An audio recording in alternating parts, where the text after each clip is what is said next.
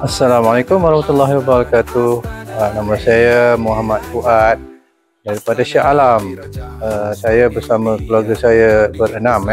Okey, sepanjang saya duduk di sini berhari raya di sini. Bila kita duduk sini dia rasa macam saya nak beritahu, saya notice lah, sebab kadang-kadang air keluar tu, fountain tu rasa macam di tepi pantai pula.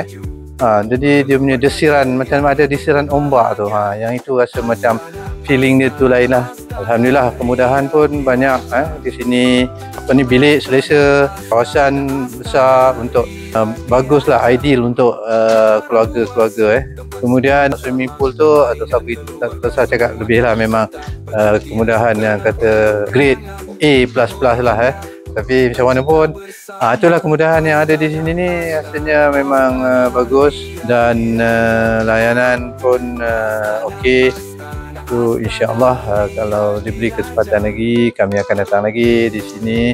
Okey, itu saja daripada saya. Assalamualaikum warahmatullahi wabarakatuh.